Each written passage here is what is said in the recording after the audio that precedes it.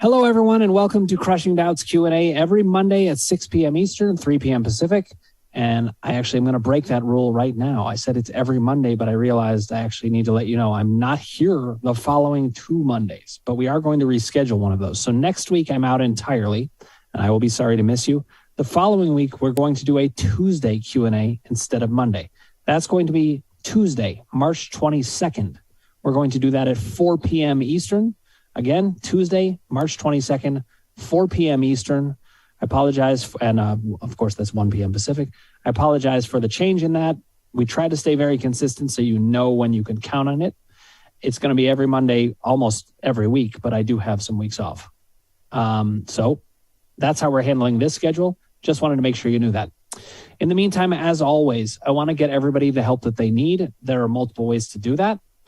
We have my seminars. My next live seminar is not going to be until April. So that doesn't mean you can't do the seminar. In fact, I think for some people, it can be more useful to do it on video because they can do it at their own leisure. And we do have the seminars on video. So if you want to get that, it's on www.crushingdoubt.org. Or you can reach out to me, Dan at crushingdoubt.org, or Greg, who actually manages it directly. So if you want to get it as quickly as possible, reach out to Greg at crushingdoubt.org. In addition, the group memberships are also up on that website, or you can contact either me or Greg and we can get you set up. The groups are different than the seminars, but both are useful. The seminars are designed to get you the full mind-body information you need to understand what it is we're looking at as a whole system, how to understand the entire process, and stop the endless search for information and feel that you can settle in and say, I think I got this. The group memberships, though, help you manage moment-to-moment experience. We go through the columns and how you're working on things and help people get answers that they need. So those are great ongoing tools to work with. But anything you need, just let me know, contact me, and we will be in touch. Okay. Lucy Oden has joined us, and Carrie Nordling, as well as EMC9454, has joined us on Instagram. Catherine Toomer has some comments and questions, and Mark R. is saying hi on YouTube. Good to see you all here. Thank you so much for joining me. All right, we are going to get started. Catherine says, hi, Dr. Dan. My plantar fasciitis was worse today. I don't think it keeps on because of doubt, because every time I try to articulate a doubt by writing it down, it dissolves. I think the plantar fasciitis is a mark of some unresolved anxiety, and I think the solution is going to be in the power column. Example, last week and this week, I have had anxiety about the Q&A. All right, interesting. I wish I could relieve that for you. Let's see if I can. It has been so helpful to me that now I feel pressure to ask the perfect question that will get me better the fastest. I'm not laughing at you at all, Catherine. I'm actually chuckling about how doubt works. It finds a way in anywhere it can. It can even take a helpful thing and make it into a worrisome thing. In any case, what you said here is, and that taps into my core narrative about I'm not ready. Like this is too hard, too big, impossible. I need to prepare more. I'm not ready to ask the perfect question, something like that. Any thoughts? I have lots of thoughts on this, Catherine, but I do want to compliment you on articulating a doubt very, very well. This is why articulating doubts is so important. Imagine that Catherine didn't know the details of this. She'd really be kind of much more stuck. She'd be lingering in a situation where she'd be saying, I don't know, something doesn't feel right. I feel worried. General worry doesn't help you get as many answers as this very specifically articulated doubt. So, Catherine, I'm going to get into that in a second. I do want to say hi to Sarah Fire, and Bell27 has joined us on Instagram. Sarah Fire, I think that's Maureen. I'm pretty sure I have that right, but let me know if I got it wrong. Okay, so Catherine, what you're describing, it's interesting because I have to think through whether that's power column or not. What I do know is there's definitely a doubt in here. Maureen says, I got it right. Good to see you. Okay, so what I do know about this, Catherine, is there's a doubt in here. And the doubt is this. Let's see if I can get this articulated. This is based on what you said, but it's something along the lines of, if I don't get the questions exactly right, I miss the chance to get what I need. And that's going to make this linger, or it's going to make it get worse, or something bad is going to come of this. So the pressure that is coming on to whatever questions you would ask here is a doubt in and of itself. And it's, to me, it feels like a level 3 doubt. And so actually that does speak to the fact that the solution is ultimately going to be the power column. You're basically saying to yourself, I've got to get this just right, or else there's going to be a problem. And essentially what you're saying to yourself is, there's something wrong with me, which of course there's not, but I think you're saying that to yourself. There's something wrong with me where either I'm not going to be ready, or I'm not going to get it right, or I have a very narrow window to get it. All of these things are not true. They're understandable doubts that you could have. Doubts are always falling in ways that could be plausible, because that's what makes them believable. And so the thought that I have is this, Catherine, in terms of an answer. This is power column, actually, so you really caught on to it very well. Even before I did, I had to think it through a little bit. But the basic gist is this. The power column is about having a relationship with yourself that really works, that you can trust. It's about trusting yourself. And how can you trust yourself? Well, one way that you can do it is to recognize that the symptoms are a communication. This is a power column action step. Recognize that the symptoms are a communication, and you'll understand that your brain is working on this whether you are consciously working on it or not. And what that means is, it doesn't matter what question you answer. Your brain is chewing on this all along. Every question you ask is an addition in the direction of getting you the answers you need. So you're putting together a puzzle. Here's a way of thinking about it. If it was a jigsaw puzzle, would you be saying to yourself, I don't know if I'm putting in the right piece? Doesn't matter which piece you put in. Every piece is a part of the puzzle. So don't worry about what question you ask. Every question you have is a good one. And every question you ask gets you further towards the answer. The power column is about trusting that. It's about trusting that your mind actually wants you to figure this out and is moving you in the right direction. I think it's clearly happening. That's why you've gotten the results that you need. Doubt is trying to fight back now because you're about to put a lot of key puzzle pieces in place. But that's just doubt. It is saying, maybe I'm not ready. It's saying, maybe it's too hard. Maybe it's too big. Maybe it's impossible. Maybe I'm not ready. That's all doubt speaking. In the power column, you would be able to say to yourself, I deserve to get to a place where I don't have all these doubts and worries, where I make sense, my symptoms make sense. So you are moving towards the power column, but the way to do it, Catherine, is to recognize no one piece of the puzzle is going to matter more than another. It's all the same puzzle. Just keep putting it together. Catherine, let me know if that answers your question well enough. Okay. Now, Maureen on Instagram has asked a question. She says, but is asking the questions doubt in itself? Okay, so I have said that questions are one of the 4 forms of doubt. Remember, none of it's critical.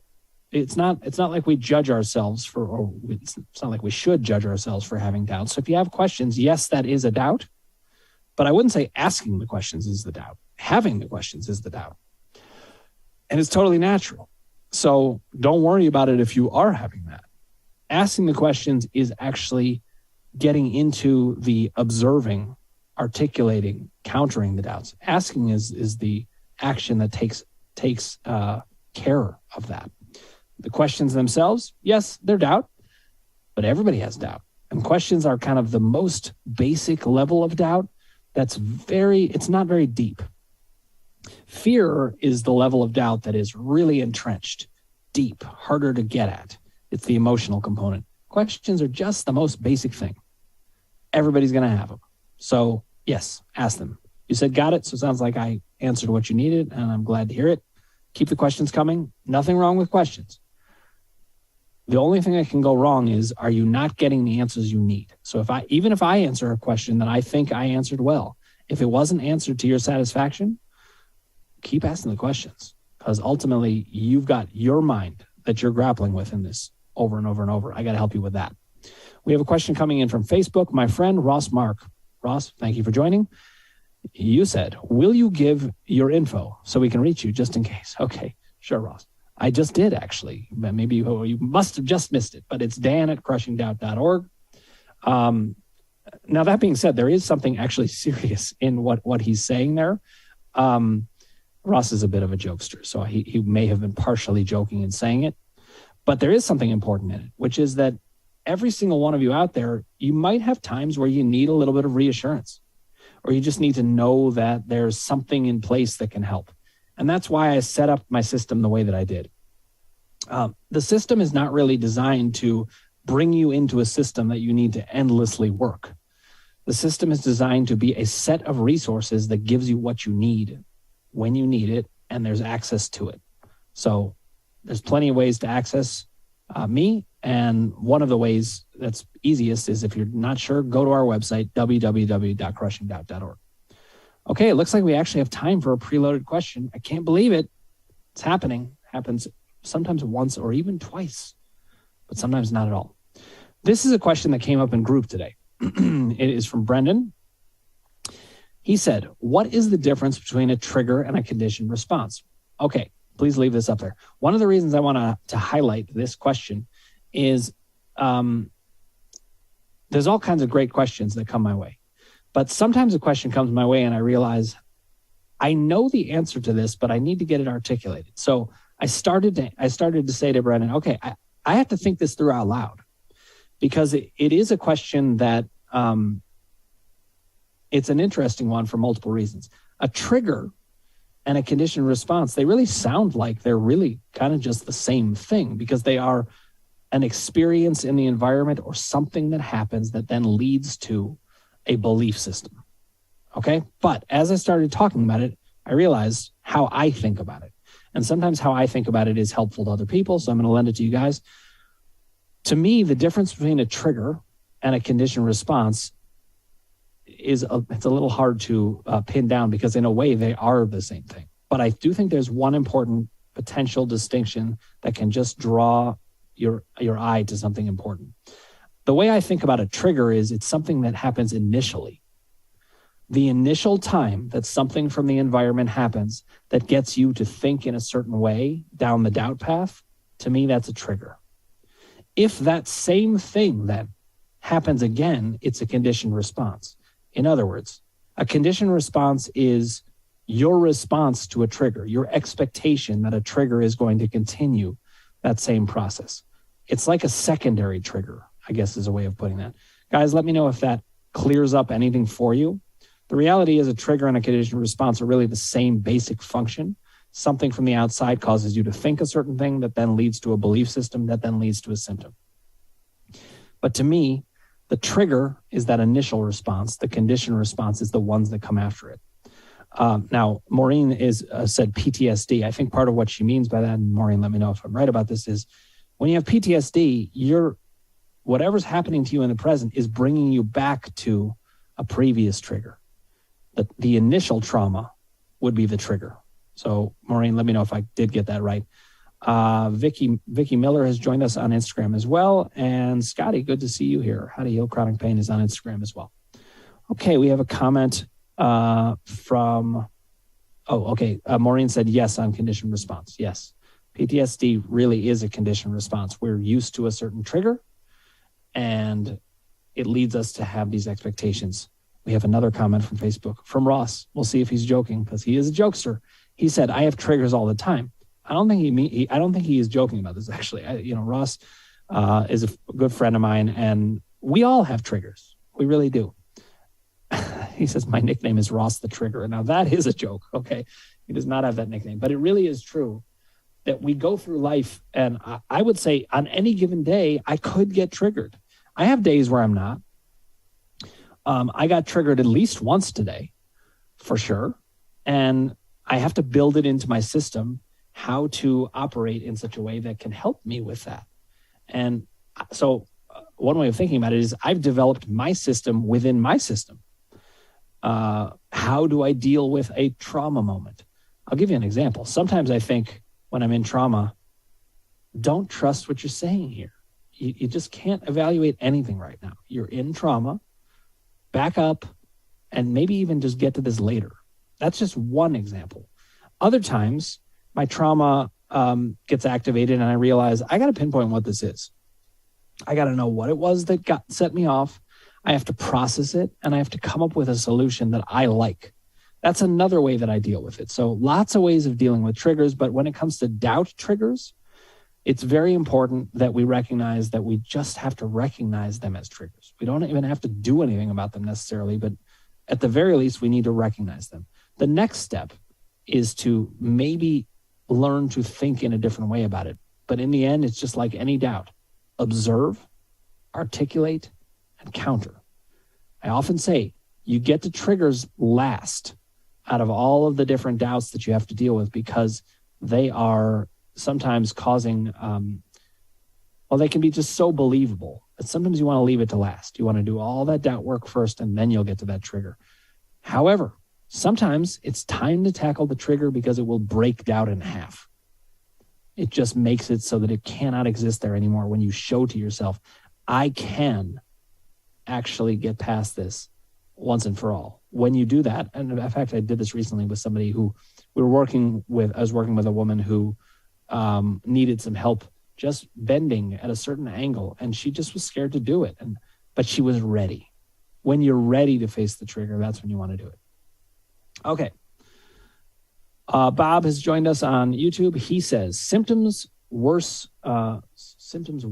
working my attempts on eliminating doubt. I think got worse is what it was meant there. Symptoms got worse, working my attempts on eliminating doubt. Fear is worse now that doubt's fighting back. Doubting I'm strong enough. Back on the couch. What should I work on now to right the ship on couch and fear and trauma? Okay, let's leave this up there. Guys, in your work, it is very possible that you're going to have moments like this. But remember, you're moment-to-moment beings. This is just a moment. Try not to be so scared of any particular moment. Just try to think of it in terms of the columns work. What's happening here? So, Bob, what's happening right now is there's some reason that doubt and fear has gone up. There's a real reason. What I want to do is pinpoint that. What I'm hearing in this, and Bob, you got to tell me if I have this right or not, but what I'm hearing in it is that something's going on that's making you have more doubt. Now, I even have a hunch what it might be, but, these are some things I know from behind the scenes talking to you, so I'm not going to reveal them here. I just want you to think about what you've been experiencing and how we've been thinking about it. If you want to talk more about it or you want to give me permission to talk about it here, I will be happy to do so, but I'm not going to do it without your permission. But I do think I know why things are up. As a general concept that I can give to you, Bob, and this I can lend to the people who are watching as well, is you were getting up to that point where you were starting to get powerful or potentially get powerful, and doubt has come attacking. My guess is you just need some reassurance. You need a little more bolstering at this current moment before you can break through. That's my guess, but let's talk more about it. Bob, let me know if that makes sense. Laura Court, welcome. I see you joined on Instagram. It's great to have you. And Catherine Toomer says, amazing, Dr. Dan. That helps immensely. You just spoke to me my core narrative about I have to get life exactly right or I will have hell to pay. And I probably will not be able to do it. This does sound very, very core narrative-like to me. And I forgot that doubt could be about me doubting myself. So clearly I need to work in the power column. Exciting clarification for me. Thank you very much. Catherine, I'm so glad that helped. It really is the case that, sometimes it's just a little bit of information that gets you on your way. It's one of the things I'm good at is hearing what's stopping you in the columns process. Where are you getting kind of stuck? And I can get you unstuck. We just saw it happen with Catherine. So I'm glad you're on your way, and keep us posted. Okay, Molly Maid says, my burning tongue subsided again. Fantastic, Molly. Well done. I suspect that having done this a second time, your doubt on this burning tongue is never going to be very strong again. You've gotten rid of it twice. It can help sometimes if you can get to what was it specifically that got it, but a lot of times it's just you weren't thinking about it that much. You didn't take it that seriously because you already knew that it would go away. So anything you want to say about it, Molly, though, because it is a success, please do let us know. Regardless, I'm glad that your symptom has subsided again. And I would say that it wouldn't be the last time, but that presupposes that it would come back and it may not at all. And in fact, I would encourage you, when you're thinking about doubt, try to think about it that way. A lot of these symptoms never happen. I was talking with somebody today who has migraines, and we realized one of her doubts was essentially that she'll always have migraines. That's what she thinks. I said to her, well, it's interesting, because my belief about migraines is I'm never going to have a migraine. And if I do, I will find a way to get rid of it, because I can simply follow the column system. Molly Maid says, I think it's because I was not taking it seriously. And that is great. It's a good lesson though, Molly, what you just said, because the fact is, if you don't take it seriously, doubt never takes hold at a very big level. Eventually it just decides, I give up. There's no utility in working here, and it'll work on a different doubt instead. So yes, I think you're right, Molly. That's probably why it happened. Now, Bob says it's okay for me to talk about what I think is going on, which I think will be helpful to you, Bob, and everybody else. And then he said, don't know what, but level 3, I'm sure. So, Bob attended my seminar recently. And after the seminar, you were in a pretty good place, Bob, I would say. And one of the things I talked about in the seminar is what to expect going forward.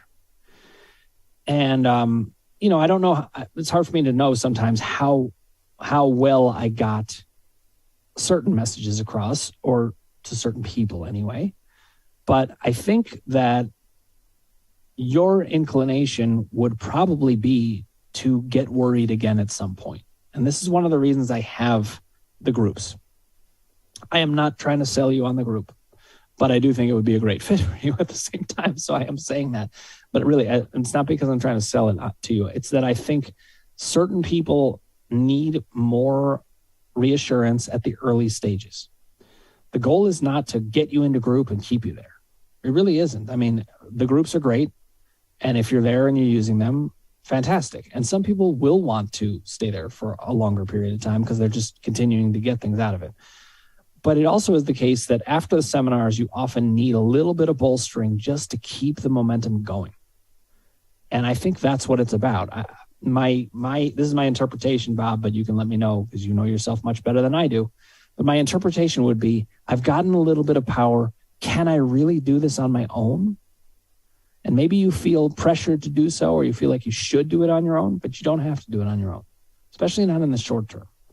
Go ahead and take some kind of help. Let's talk by email.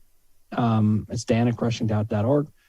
Let's talk by email and just see what we need to do here, or you can follow up here and I'll talk more as needed. Okay, Thomas, good to see you. Thomas says, hey, Dan, what is the best way you found to introduce/explain the mind-body connection to others? Okay, great question. And I think I saw you had a Facebook post on there that I meant planning to respond to. So this is a great question because as you guys get better, you're interfacing with a whole world that doesn't understand these things.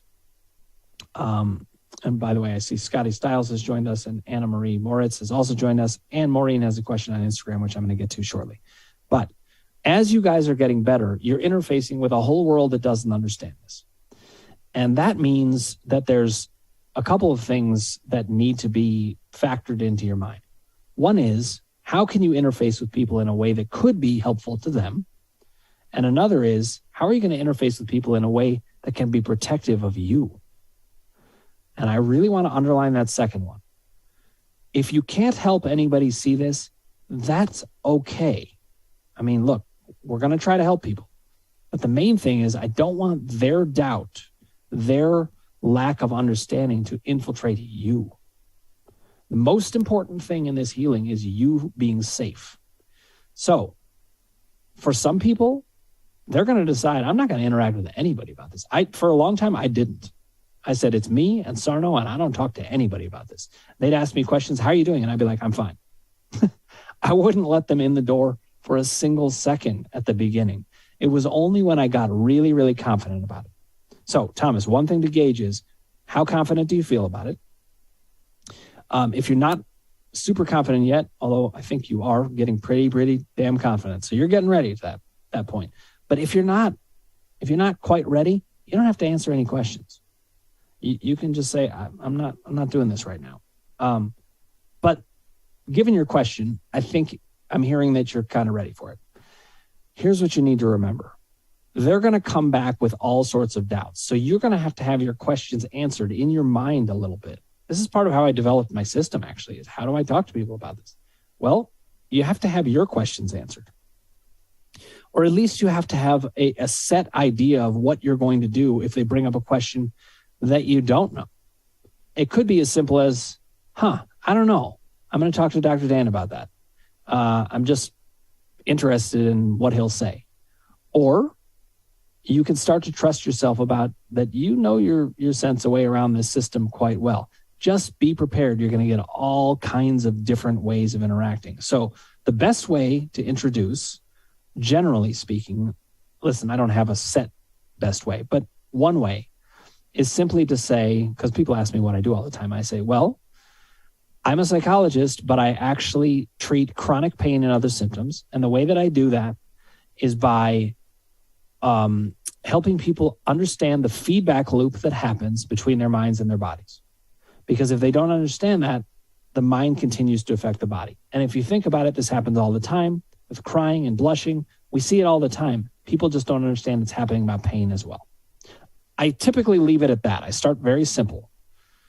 Usually people are interested. Sometimes people want to challenge it. Sometimes people are like, oh, well, yeah, but my thing is a total physical thing.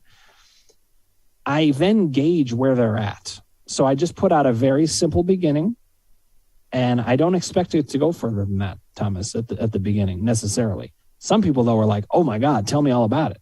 And then you can get into it. With a person like that, so here's the thing. Put something out there, gauge their openness to it, gauge how much of a danger they might be to you in causing doubt, whether you're in a good place to talk about it. If you're not, maybe back off from it. But if you feel pretty strong and good, go for it, because you're going to learn stuff. You're even going to learn stuff within your system by explaining it to other people. So just open up the basics and go from there. Gauge their level of interest, ability to take in the information, and adjust accordingly. Thomas, let me know if that answered your question well enough. It's a great question. I'm not sure if I answered it quite well enough, but at least it gives us a place to start. Okay, Molly Maid says, I had like background noise this time and did not give it power about the burning tongue. Yeah, I think you had a lot of the things you needed. And then she said, chewing gum sometimes helps my mind relax, and so does humming in an upbeat way. So basically, when it comes down to it, all of these things are strategies that she could employ, but the reality was she wasn't scared. She wasn't worried about it. She'd already made this go away once.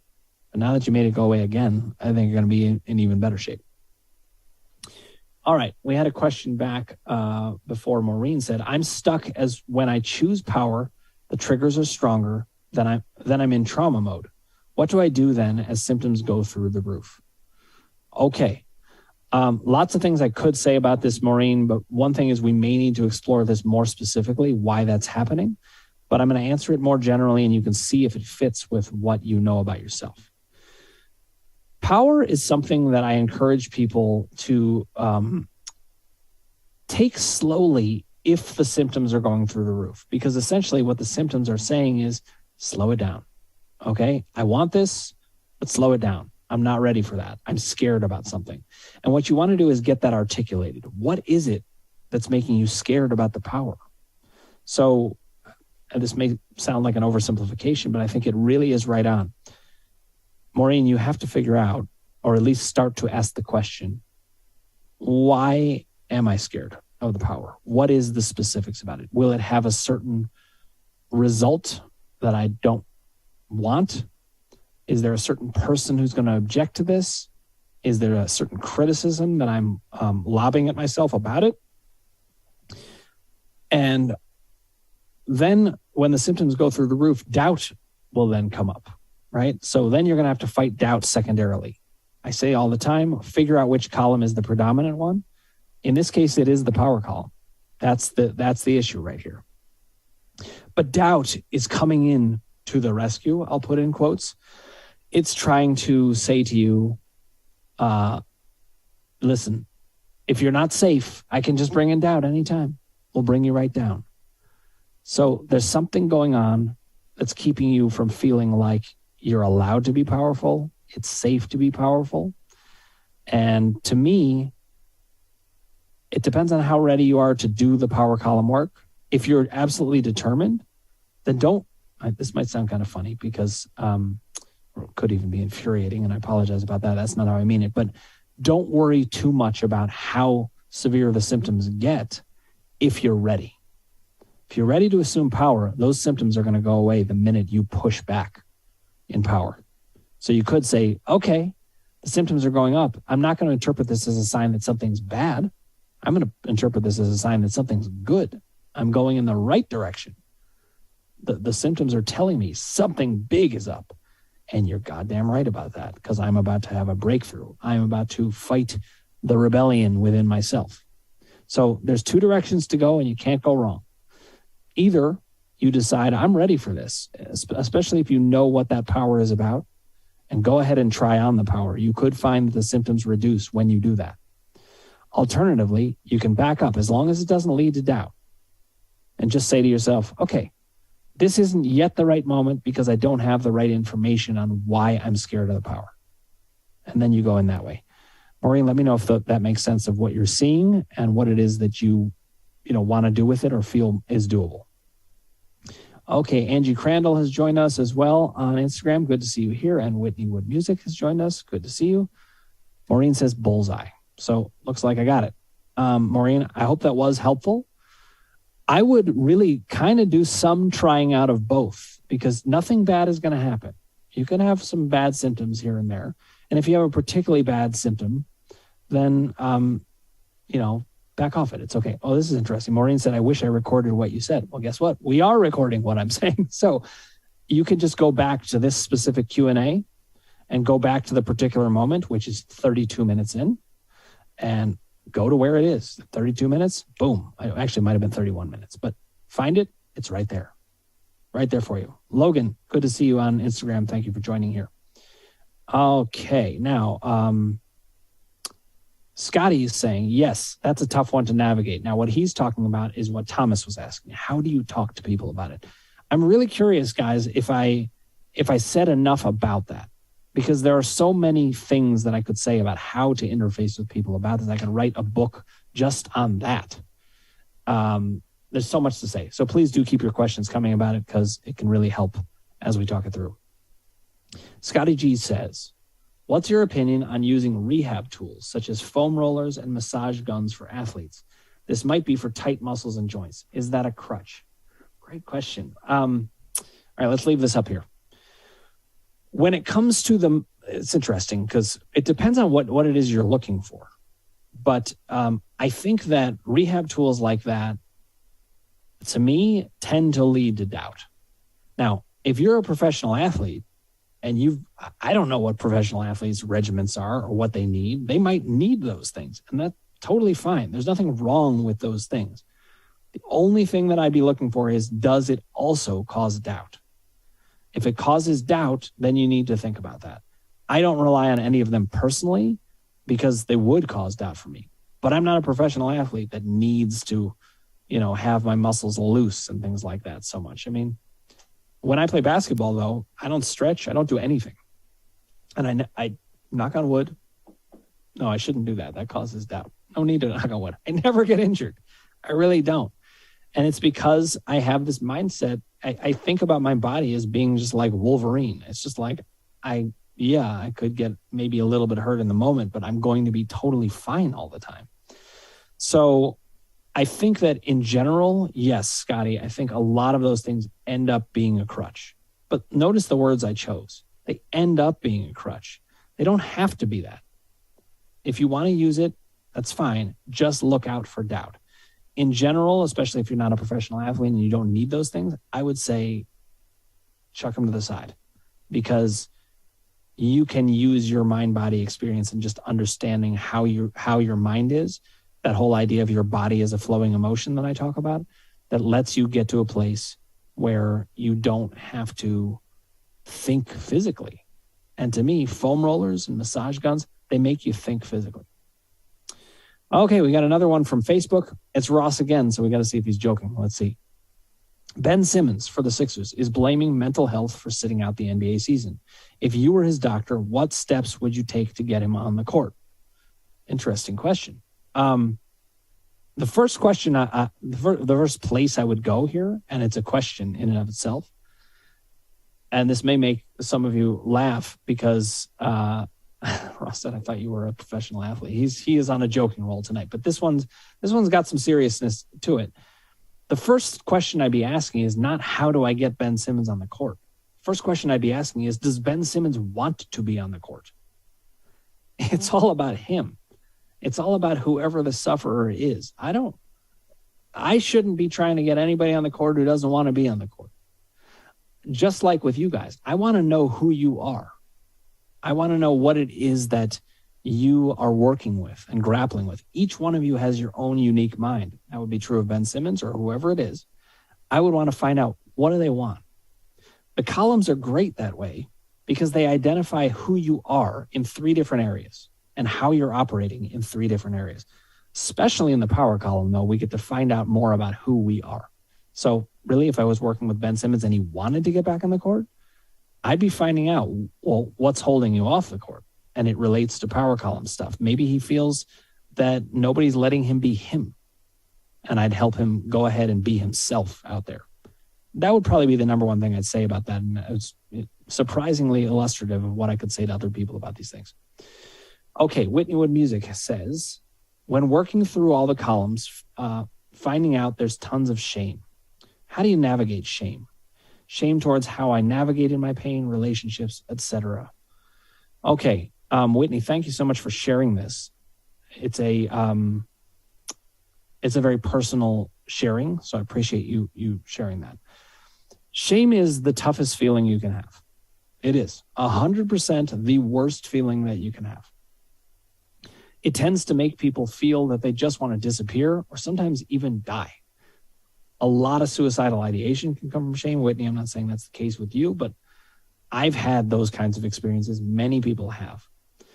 And I think the way to navigate shame is to recognize that it is an aggression turned against yourself. They say that depression is anger turned inwards.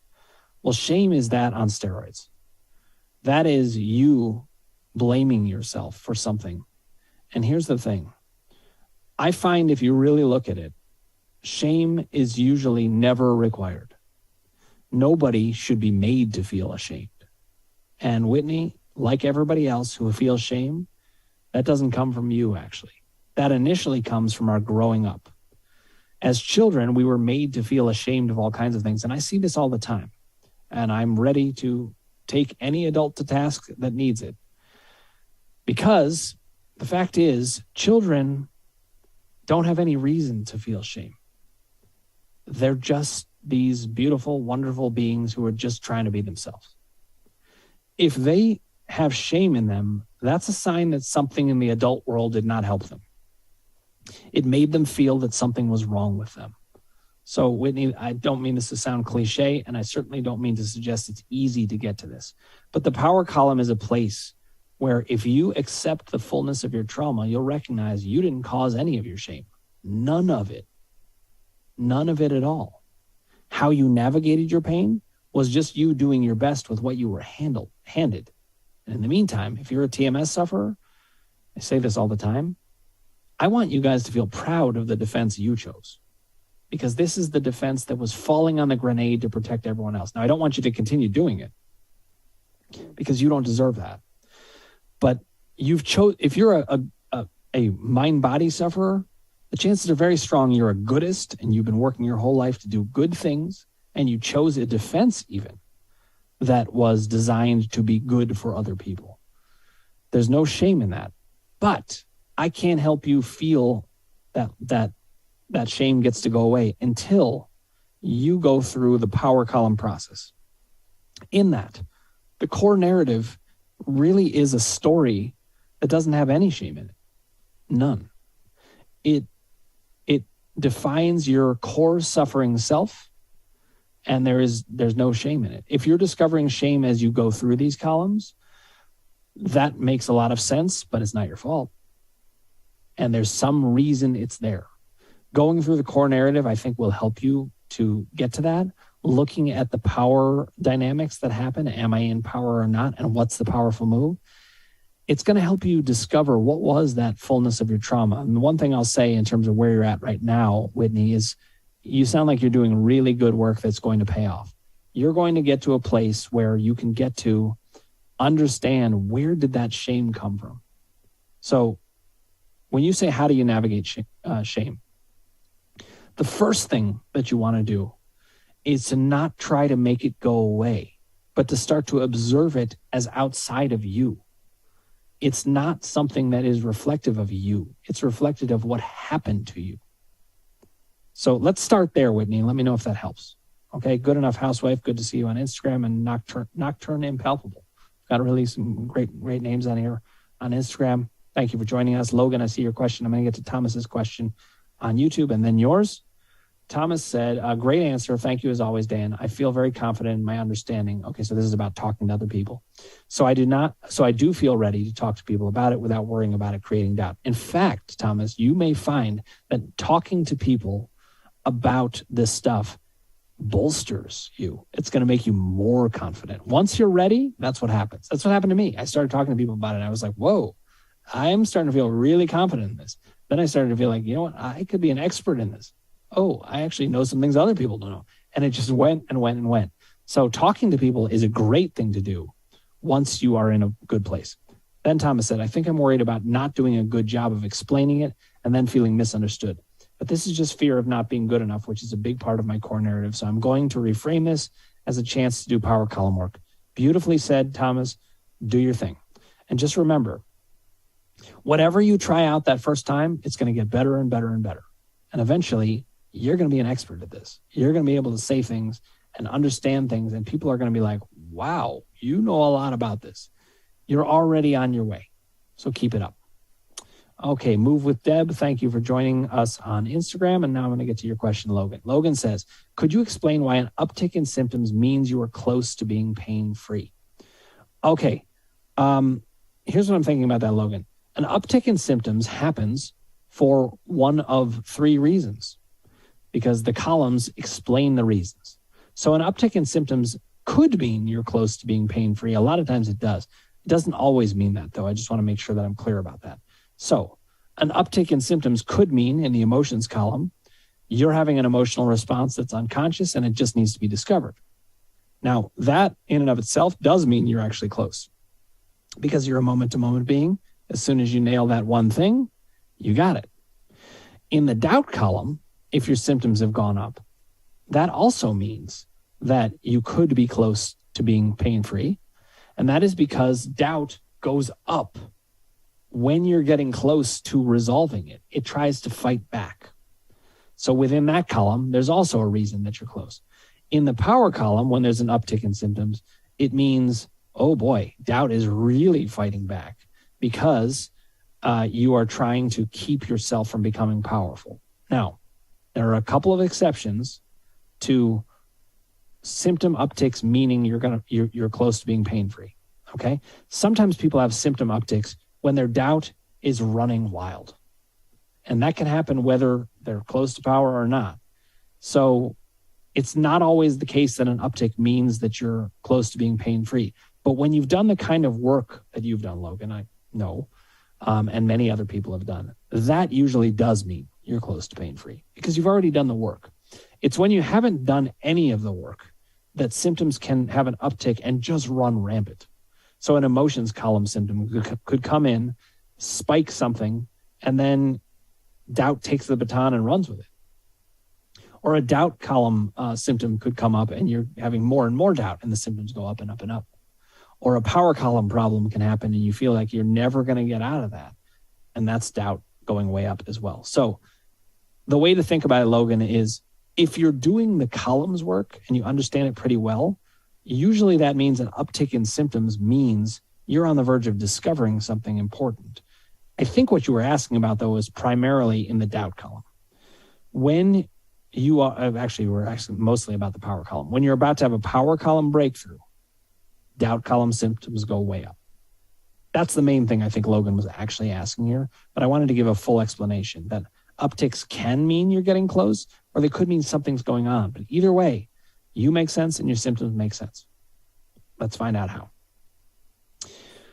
Okay, guys, it has been a pleasure, as always, to talk with you about these things. I will miss you next week, and then we will be back on the 22nd. That's Tuesday, the 22nd, and that will be at 4 p.m. Eastern, 1 p.m. Pacific. Logan said, you got it. Thanks. Okay. Hope that was helpful, Logan, but let's keep talking about it as needed. And that's not just with Logan, with all of you guys. Every question asked here is useful for everybody else, hopefully. And we will keep it coming. Guys, thanks so much again. As always, all the resources that you need that I've got ready to provide you, you can get to them at www.crushingdoubt.org. That's the seminars, which teach you everything you need to know about the mind-body experience to then apply. And then there's the memberships where you apply them moment to moment. If you have questions about it, you can reach me at dan@crushingdoubt.org, or you can send questions to Greg at crushingdoubt.org. He's the one who can actually get you signed up for things without any steps in between. So if you're sure you're ready for something, go ahead and contact him. Guys, it is a pleasure as always. I will see you guys on March 22nd. That's Tuesday at 4 p.m. Eastern, 1 p.m. Pacific, and then we'll be back on our Monday schedule. Thanks so much, everybody. Talk to you soon.